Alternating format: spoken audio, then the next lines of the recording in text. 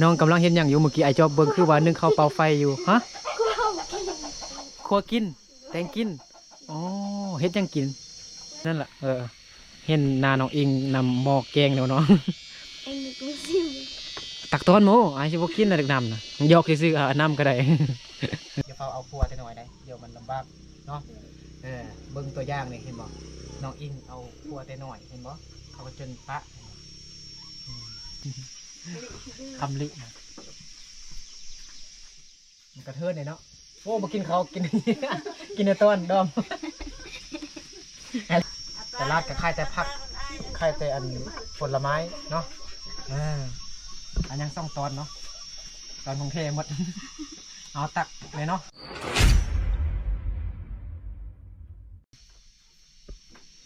สบายดีพี่น้องหมดสุคนที่เคารพหักแพงเนาะยินดีต้อนรับเข้าสู่ซ่องบ่าวนึกพอปลายเส้นเก่าเส้นเคยเนาะก็บ่าวนึกได้กลับมาจากบ้านแล้วก็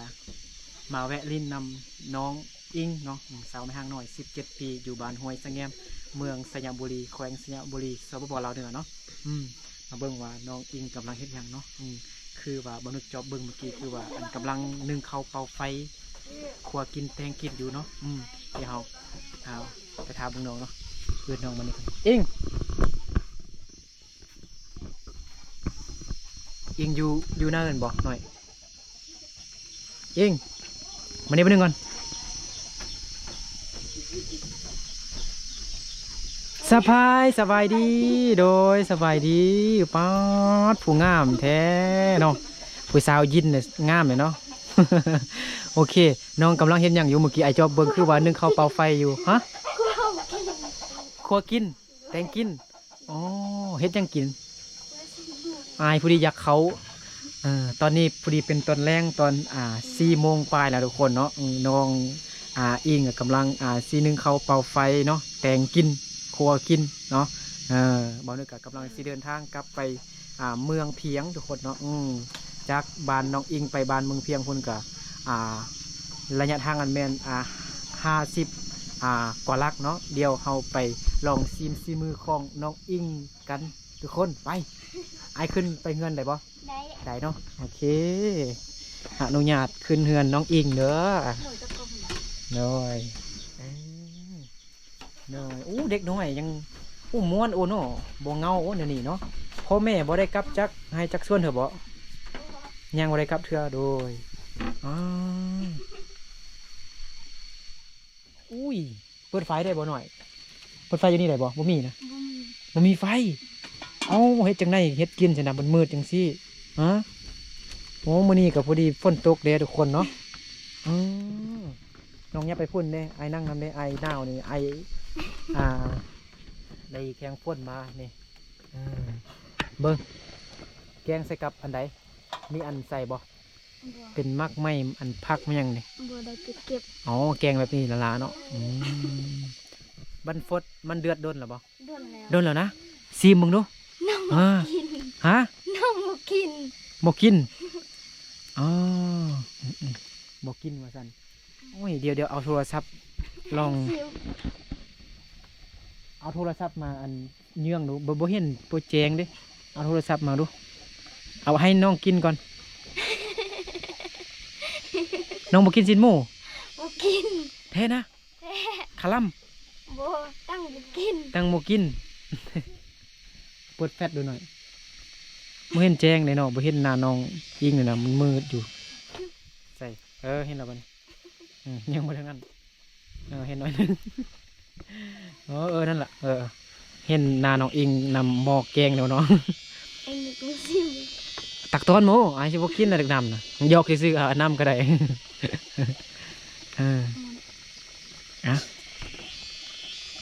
น้องอิงโอ้ยนะฮะแท้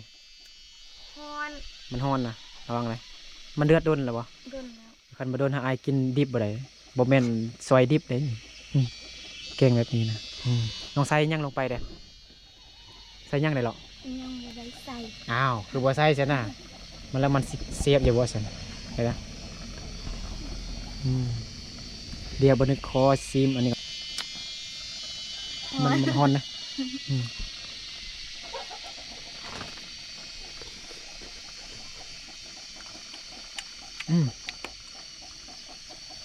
แล้วไปฮอนทุกคนฮอนเสียบถ้าอันใส่เครื่องห่อมันอีกแห้งเสียบเนาะเห็นบ่และถ้ามีผู้บ่าวมานั่งกินแห้งเสียบเห็นบ่น่าจะได้แล้วล่ะเอาเครื่องใส่เลยกันมันนองมันเดือดโดนหรอบ่ โดนแล้ว เดือดแล้วความจริงแล้วมันไหนทุกคนเนาะแตงกินอันท้าพ่อแม่เนาะรอพ่อแม่มาจากให้จากส่วนเนาะน้องสาวเพิ่นก็ดีใจโอ้พ่อเด้มักกินบ่ กิน อ๋อกินเนาะแม่เด้ แม่ก็กิน น้องงัดเด้ กิน กิน มีแต่ โอ้มีแต่น้องอิงผู้เดียวเนาะบ่กินสินหมูเหมือนบ่โอ้บ่ฮู้เนาะบ่ฮู้ว่าน้องอิงกินสินหมูบ่กินหั่นนะ บ่กินซีน บ่กินซีนบ่กินเนื้อสัตว์เลยบ่เป็นจังไดอ้าวกินอีหยังซั่นน่ะกินข้าวละล่ะ กินแต่ซีนปลา กินแต่ปลาเนาะซีนปลาเห็นบ่อ๋อซั่นมื้อหน้าก็ถ้า FC ฝากให้ซื้อเป็นของกินหรือว่ามันหยังขนมมันหยังก็ซื้ออันขนมก็ซื้อขนมปลาแม่นบ่เห็นบ่ซื้อขนมปลาเนาะ ซื้อขนมปลาซื้ออันซีนปลามาเนาะบ่ฮู้ว่าน้องอิงกินบ่กินอันซีนหมูหั่นนะมื้อหน้าก็ติดดอกไฟอยู่นี่แหละเนาะคือบ่ติดซั่นน่ะ บ่วางเวียก บ่วางเวียกเอ้ามื้อนี้เด้วางมืดมือเด้คือบ่ติดเป็นหยังบ่มีดอกไฟ บ่ไปซื้อรถไฟ บ่ไปซื้อดอกไฟบ่มีดอกไฟเถอะเนาะโอ้ หนู น่าจะได้แล้วน้อยน่าจะได้แล้วติไอจอบเบิ่งเมื่อกี้ไอคิดว่าน้องนึ่งข้าวอยู่บ่แม่นเนาะนึ่งข้าวได้นึ่งแล้วบ่ สุกแล้ว โอ้สุกแล้วอ๋อน้องเฮ็ดเองมันบ่ ด้วย โดยโอ้ยอันนี้มันตัวแม่เราตัวผู้นี่นะมานะตัวแม่เราตัวผู้เลยตัวผู้อันนี้เนาะเท้าขี้ดื้อนี่นะแตงกินนึ่งข้าวเปล่าไฟทาพ่อแม่สุดยอดเลยเนาะถ้าใครใดมาเป็นแฟนเนี่ยสุดยอดเลยเนาะถึงมาเป็นแม่ห้างแต่ว่าอายุยังน้อยเนาะ17 ปีซื่อๆเนาะน้องอิงเจ้าคือมั่นแหละมั่นปานนี่ผู้บ่าวยังแฟนยังปะอยู่เนาะเป็นน้ำเขาเด้เนาะโอเคตอนนี้แมนคือแล้วเนาะเวียกเนาะ ด้วย อ๋อแล้ว ไอ้นึกบ่กินน่ะ กินโน่เดี๋ยวสิตักหากินแถวบ่นี่เท่นะน้องก็นั่งกินทำไมเนาะนั่งอยู่ซื่อๆเนาะ ด้วย ลองซิมลองกินเนาะเอาจาก2-3 ตอนกินให้มันคือซื่อๆเนาะได้แล้วโอ้บ่พี่น้อยไอกินบ่หมดได้แล้วเอาใส่น้ำหน่อยนึงลองนั่งกินข้าวข้างๆอันสาวอิงมึงนุเนาะว่ากินเสียบบ่เนาะเอากินอยู่หน่อยบ่เอาผักเข้าไปเนาะน้องบ่กินนั่งเบิ่งไอกินกันได้ป้อนให้ไอนึกก็ได้เนาะให้สาวแม่หางป้อนเข้าให้ก่อนโอเคไปให้จับป่ะต้องจับอีกป่ะเอาพอดีแล้วชวนแล้วสิกันหมู กินมาได้นี่กินอยู่นี่ป่ะกินอยู่นี่เนาะอ้าวสิกินน้ำมาเหรอมาได้เลยนี่มาลองซิมอันซีมือของน้องอิงกันให้เท้าขี้เดือนลงไปก่อนเนาะเราจะกินข้าวอยู่นี่เนาะแล้วตะกล้องมา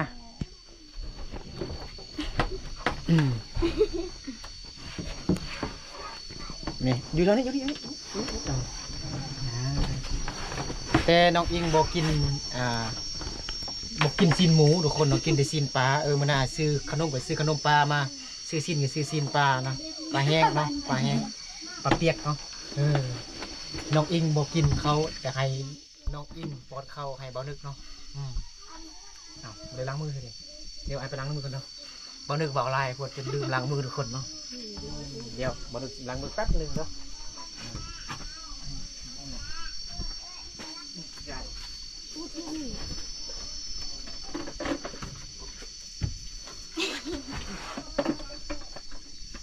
อีเปื้อ มาเด็กหน่อยกินข้าวบ่เด็กหน่อยกินข้าวบ่เอาปลาพันเนาะเยื่องไปทางนั้นเด้มาปลากินข้าวเด้อเนาะปลาพันเนาะเลยของบ่นึกกันเองทุกคนเนาะกำลังมีลูกหน่อยอยู่เด็กหน่อยกินน้ำบ่กินบ่มาไอซิปอนให้กินบ่กินบ่ปองซาได้น้อยว่าต้องบอกภาษาไพลหรือว่าภาษาลวกทุกคนเนาะพี่น้อยจึงเข้าใจเนาะบางคนก็ฟังภาษาลาวยังบ่ทันเข้าใจยังบ่ทันฮู้ภาษาลาวได้เยอะเนาะเพิ่นบ่ได้เข้าเรียนฮอดป .5 แล้วก็บ่เกี่ยมแม่นบ่หรือว่าบ่ได้เข้าเรียนเท่านี้บ่ได้เข้าเรือมีแต่นู่เนาะเขาเนาะนู่ก็จบป .5 แล้วแม่นบ่ป .3 แม่นบ่ป .3 เนาะป .4 ก็เอาพวกแม่นบ่ยอกซื่อเด้ออย่าเฝ้าเอาพัวแต่น้อยได้เดี๋ยวมันลำบากเนาะเบิ่งตัวอย่างนี่เห็นบ่น้องอิงเอาพัวแต่น้อยเห็นบ่เขาก็จนปะกิน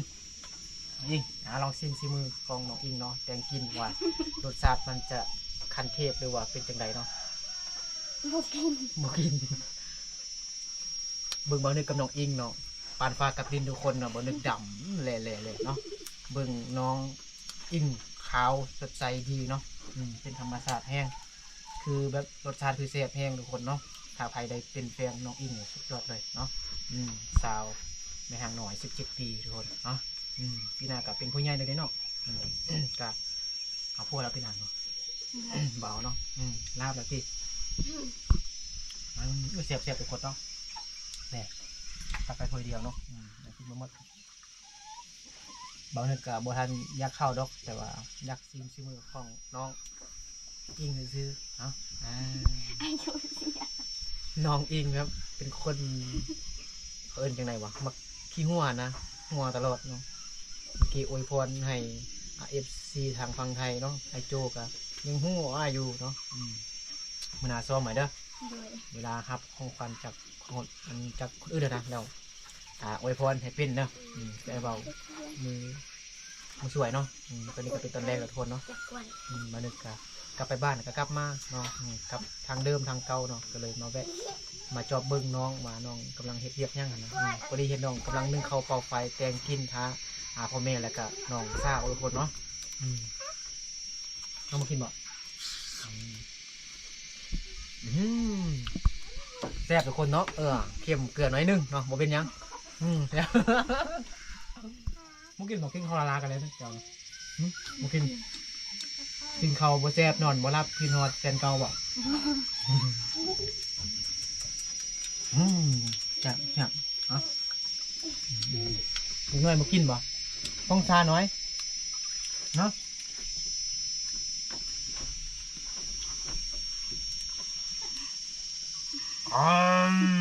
ผู้นี้บ่กินเนาะผู้บ่าวบ่กินผู้สาวในกินแซ่บบ่แซ่บเข้มเกลือบ่โอ้โหเนาะสำนี่พอดีดึงหน่อยพอดีมากเนาะมันให้มันเค็มจังหน่อยเลยมันจางขับบกกินแล้วเพราะว่าบางคนเนี่ยบ่มียังกินแล้วก็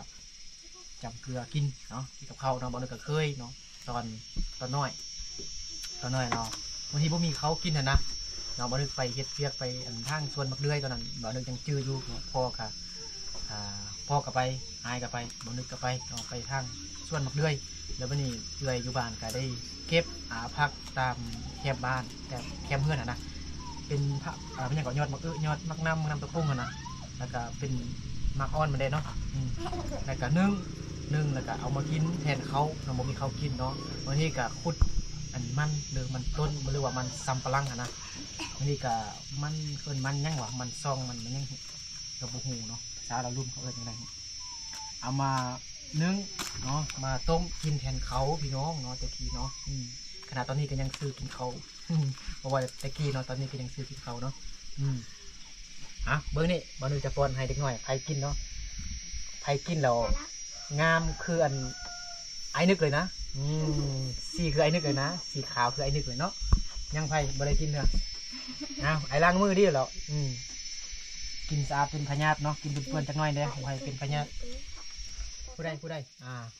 มานึกกินคำนึงเนาะแล้วก็มื้อนั้นน่ะป้อนให้ผู้สาวเนาะแซ่บบ่มื้อนี้แซ่บบ่แซ่บบ่แซ่บผู้นี้ชื่อว่าจังไดกับผู้นี้นะ สุก ชื่อสุกผู้นี้เด้ชื่อดิบคิดว่าสุกแล้วดิบเนาะบ่แม่นชื่อนี้มันรักผู้รักเนาะหนูผู้นี้เด้ ดม สีดมผู้นี้เด้ เตย เนาะเต้ยเงี้ยงอยู่เนาะเต้ยเห็นบ่อยากรับตลอดเนาะเอายังผู้ใดบ่ได้กินเหือเต้ยบ่เอาเต้ย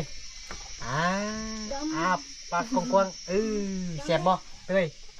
แซ่บเนาะยังผู้ใดบ่ได้กินเถื่อหมดแล้วเนาะ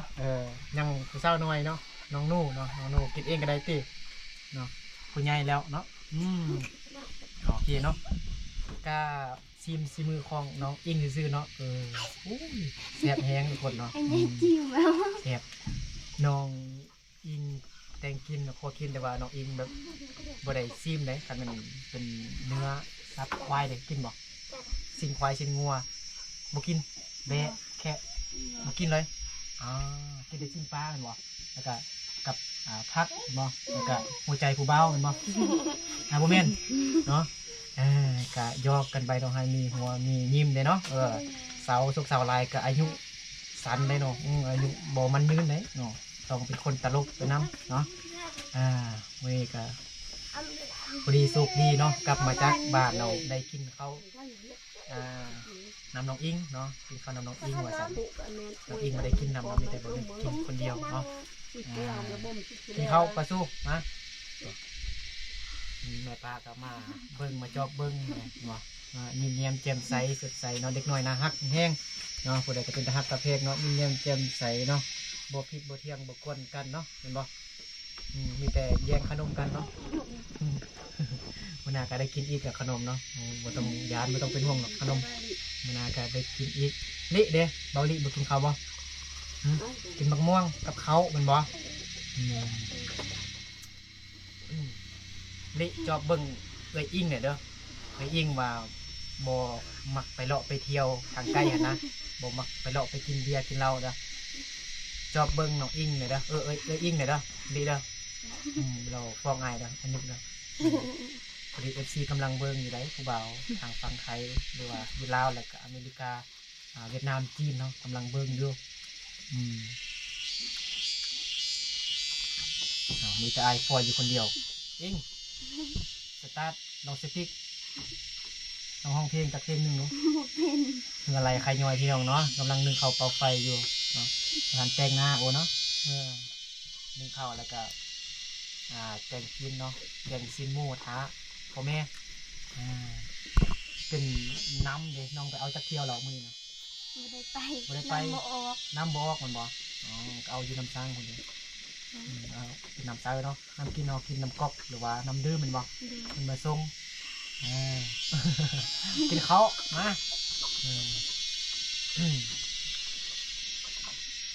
โอ้ยังหลายตอนอยู่เอ้าใครสิซ้ำมาดอมหมอเต้ยบ่ดอมเต้ยบ่อันนั้นมันเต้ยเนาะดอมรักซุกนูเนาะโอ้ไอชื่ออะไรหมดเลยเนาะบ่ชื่อแต่ชื่อยื้อนี่โอ้โหอะไรคำลินะมันกระเทิดเนี่ยเนาะโอ้มากินเขากินกินในต้นดอมไอ้ล้างมือดีแล้วเอายังไงมึงโอ้ตอนน้ำมันกินอยู่บ่ตอนน้ำมันกินน้ำมันกินเนาะแนวว่าของกินมันบ่มีอย่างทุกคนเนาะดีนี่เรามันบ่มีตลาดเนาะตลาดกับค่ายแต่ผักค่ายแต่อันผลไม้เนาะอันยังซ่องตอนเนาะตอนของเทหมดเอาตักเลยเนาะสดน้ำแดงเนาะมันนี่บ่นึกจะป้อนข้าวให้เด็กๆเนาะถ้าอิดคิดว่าน้องอิงสิป้อนข้าวให้บ่นึกบ่แม่นครับเนาะสุดท้ายแล้วบ่นึกได้ป้อนข้าวให้เด็กหน่อยเนาะป้อนให้ล้านเนาะให้เอาว่าเป็นสุกบ่ดิ